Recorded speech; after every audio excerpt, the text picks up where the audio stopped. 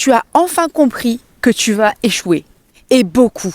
Alors oui, ça fait très mal, mais ça y est, tu as compris que ton succès est proportionnel à ton nombre d'échecs. Ou plutôt à ton ouverture à faire face à ce nombre incalculable d'échecs. Tu réussis parce que tu as accepté de te heurter à ces échecs. 95% des gens, et je dirais en France peut-être même bien plus, pensent que pour les sujets importants tels que l'entrepreneuriat, on devrait réussir du premier coup. Alors les gens créent une entreprise et au bout de 3 mois, 6 mois, même 1 an, 2 ans, s'agacent, mais pourquoi ça marche pas? Pourquoi ça n'avance pas pour moi? C'est pas que ça n'avance pas. En fait, tout dépend du niveau de succès que tu vises. On va dire que si tu vises un petit business juste sécuritaire, qui t'amène un petit peu d'argent, avec lequel tu prends pas trop de risques, ça peut fonctionner. Et encore que si tu n'es pas préparé au moindre revers de situation, et sois sûr que ça arrivera, tu risques d'être submergé. Mais pour les leaders qui veulent amener très haut leur entreprise, il n'y a même pas de débat. Ce n'est pas une éventualité, c'est un fait. Tu vas échouer.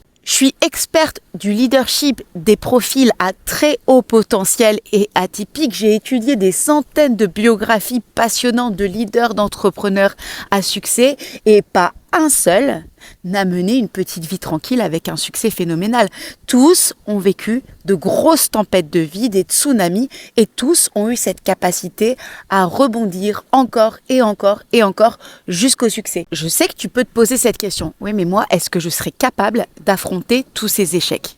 En réalité, tu vas te préparer et tu vas muscler tes capacités à y faire face quand ça va se présenter. Et tu sais comment? Pas juste en ayant un cap, en étant dans tes grands potentiels, ceux qui feront que lorsqu'il y aura une tempête, tu pourras être à l'intérieur de toi, dans tes potentiels, comme chez toi, à la maison, alors que l'orage est en train de gronder. Ancre-toi là-dedans, respire, ressens et laisse rayonner ça.